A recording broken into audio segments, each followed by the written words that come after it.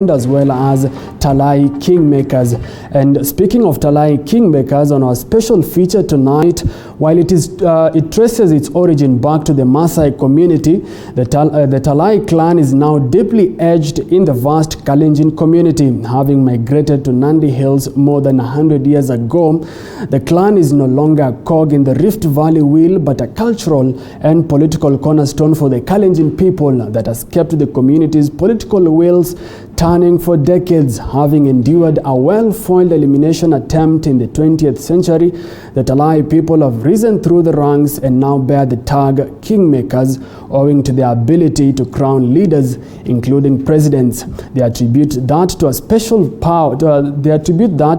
powers only vested upon them by a higher power, and have become a darling for presidential aspirants in recent years. Our reporter David Mudoka interacted with the leaders of the little-known Talai clan and now brings us this special piece, the Talai Kingmakers. At the crack of dawn on 5th June 2020, Deputy President William Ruto's convoy tore into the darkness of a sleepy Kapsisiwa village in Kapsabet, Nandi County, mainly inhabited by members of little-known Talai clan. Ruto's destination was this compound belonging to Mzee James Basi, the chairman of Talai Council of Elders, and the purpose of the trip, which residents only came to hear about hours later, was a coronation ceremony that will see Ruto installed as the Kalenjin community kingpin. The coronation was also seen as a crucial head start for Ruto in the race to becoming Kenya's 5th president. 2 hours later, the second in command left without much publicity, in the same way he had arrived. 6 months later, on 2nd January 2021, another convoy, this time belonging to Baringo Senator and Ruto's arch-rival Gideon Moi, similarly tore into the Kapsisiwa semi-darkness at dawn, headed to the compound of Talai Elder Christopher Koyoki for a similar exercise. But unlike Ruto's visit that was shrouded in secrecy, Moi's arrival in Kapsisiwa had all the hallmarks of chaos, as rowdy youth blocked his convoy, forcing the Baringo senator and his entourage to abort their journey. It is the two events with contrasting outcomes that have since thrust Kapsisiwa village and its inhabitants, the Talai clan, into national prominence. Following the dawn incident, the country was, however, left with more questions than answers about the clan, how it pulls so much political strings, and whether the rumors that it possesses mystic powers to foretell an election are true.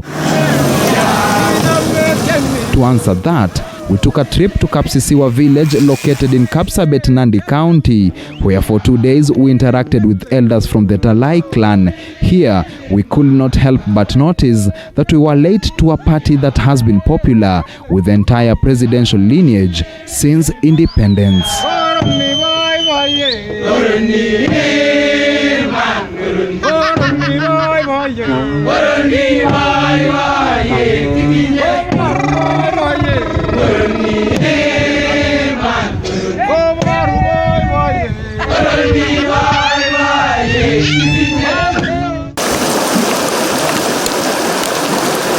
Welcome to Kapsisiwa Ward, Mgwen constituency, Nandi County. The approximately 1,000 acres piece of land has been home to members of the Talai clan for decades. The clan is divided into 5 sub-clans.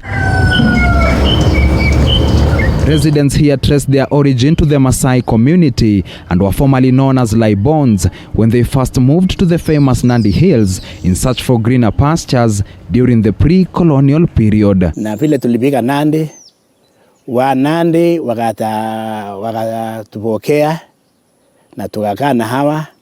Baadaye akatambua hawa wana uongozi safi. Ndio wakachukua sasa hawa Laiboni kwa viongozi ya Nandi, ambaye alifanya hiyo kazi wakaongoza tuseme kutoka 1850 tukiendelea. Wanandi sasa anaambiwa ya kwamba ni wakati wa kupanda pandeni, ni wakati wa kufanya kitu fulani, wakati wa kupeleka watoto jandoni, ni wakati yeyote ambaye ilikuwa natangazwa, hawa walikuwa walaiboni wana direct Nandi. When the British rule put its boots on Nandi soil in 1895, the Talai clan was in the forefront in resisting colonization and orchestrated a resistance movement that lasted for nearly 10 years. Wazungu wako na maaskari wengi ambaye walikuwa na train ya hali ya juu na mapunduki na machine guns, lakini wakashangaa kupigana na mtu ambaye is not trained, hata vitia ma training yeyote kwa hiyo muta, na walikuwa wameshachoka. Wakaomba, sema wacha tukuje tufanye amani, tusungumuse. Wakapembelea sana mpaka mwishowe Koitalel Somohei ambaye alikuwa kiongozi ya Nandi akakubali. Basi wakaweka mahali ambayo watakutania Nandi Hills Ketbarak. Kweli mzungu akakuja na timu yake. Koitalel Somohei akakuja na timu yake ya ministers 23 peke yake. Sasa walipopanga laini, wale mzungu wakataka kusalamiana, kupeana mkono namna hii, na mzungu na huyo Mnandi alikuwa na nyasi grass, a bundle of grass, hii Kikuyu grass, ambaye ni ishara ya amani. Alikuwa na bundle of grass katika mkono yake. Yule mzungu akapiga yeye. When the colonizers eventually reigned supreme over the Laibon-led resistance in Nandi, the Talai clan was a target for elimination amid fears it could cook up another uprising. Through a Laibon removal ordinance, all Laibons were rounded up and sent to Kapsisiwa, a swampy area infested with tsetse flies and mosquitoes. The intention was to naturally wipe out the entire clan. Walichakua mahali ilikuwa mbaya. Kwa maana mtoni upande huu inaitwa Kimondi, Kimondi huko chini, hapa ni Kiutanyi River na ile ni Pire River. Sasa katikati wakafikiria ya kwamba watakwenda malisika na mosquitoes. But the clan persevered, annihilation made Kapsisiwa its home and even grew in numbers. And in the same way its population grew, so did its popularity, especially within political circles after independence. Word was that Talai was not any other clan because a section of its members had mystic powers to foresee happenings, like it did with the coming of the British rule and the putting up of the Kenya-Uganda Railway. These people have got special powers that they used to be consulted by the community of Kalenjin. And matters of ceremonies, matters to do with rain, matters to do with raiding expeditions, matters to do with sanctioning of circumcision ceremonies, matters to do with the slaughtering of a pool, a special kind of ceremony known as Sageta Beita. Leaders at the time believed that a coronation from the clan would translate to a smooth political ride and began to hold its council of elders in high regard.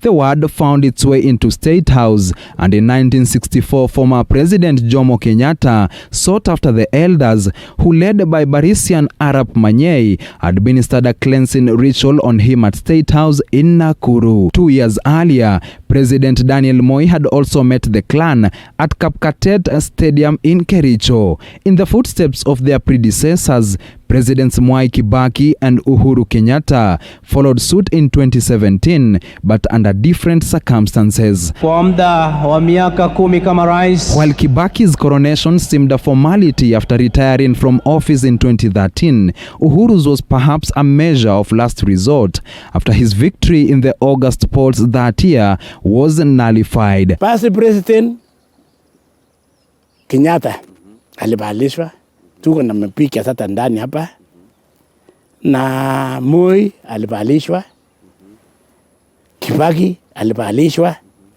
na hata Uhuru alikuwa anataka kukwepa, alafu kidogo asijua akapata sita huko akarudi speed, tukakuja Nandi Hills, so akaenda straight. The leaders insist that due to the coronation, Uhuru's main opponent Raila Odinga bolted out of the repeat polls in October that year, clearing the way for the president's bid for a second term in office. Other leaders have also met the Talai clan in the past, among them ODM party leader Raila Odinga and his NARC Kenya counterpart Martha Karua.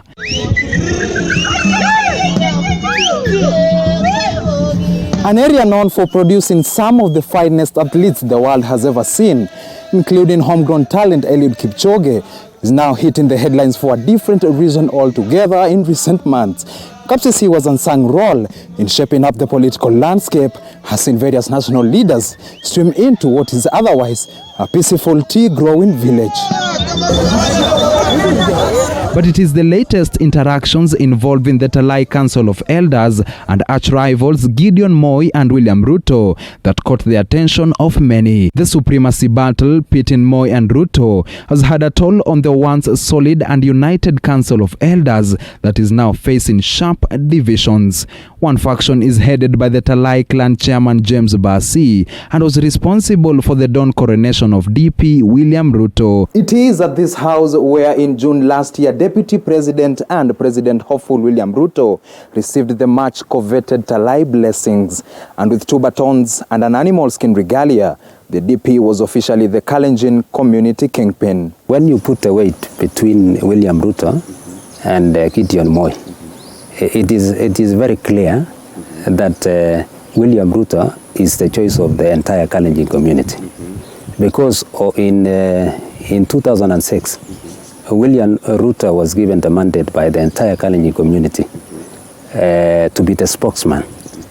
You see, there is that notion of Moism. You see, you don't impose people to Kalenjin. You don't impose a leader to the Kalenjin. The Kalenjin choose their leader. Watu wote, tuna watu wote, Wanandi wengi, Wakalenjin wengi, lakini wase watachagua moja because of kwa shauri ya hii na hii na hii na hii. It is also allegedly responsible for thwarting a similar ceremony that was to be undertaken by KANU chairman and Baringo Senator Gideon Moi by a rival faction 6 months later, still in Kapsisiwa. That rival faction is led by former councillor Christopher Koyoki, who once deputized Basi as the Talai Council of Elders vice chairman, but was expelled in the aftermath of Ruto's coronation for opposing it. Kwanza hata kuhusisha wazee wa Talai, huyo pasta alitafuta jamii yake na marafiki yake, hata wale wazee wa Talai Council of Elders alienda kuchakua wengine ambaye sikuwa na chama. Alienda kutoa mapatri yake 4 ya Catholic 2 na mtoto yake na bibi yake kwa 4. Na hakuna kitu kama hiyo tu, hakuna siku moja tumesema wakitaka kutawasha mtu patri ya kapase peke yake ndio watakuwa huko. The two have hardly seen eye to eye, with Moi's coronation which took place in Kabarak 20 days later after his trip had been cut short in Kapsisiwa, exacerbating an already dire situation. This time the renegade Koyoki, in the company of leaders from his sub-clan, had ferried the tools of trade to Nakuru, catching the other faction off guard. Kitun hakulete hivi 3 years hapana rais, 3 years hapana siku moja kama hii, mwaka 3 tena tunafanya kitamatuni. Mambo ikataka fanya hivi, tuku mawe tunatoa. Ni nani aswa kiongozi? Anasema Gideon. Tunaenda ngine na tunachinja ng'ombe kundu anaonyesha.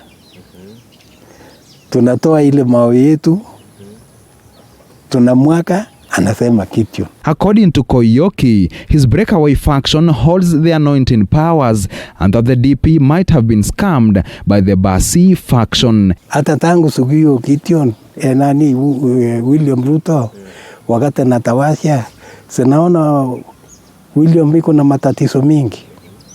kwa sababu natokana na hiyo kutawasia yake.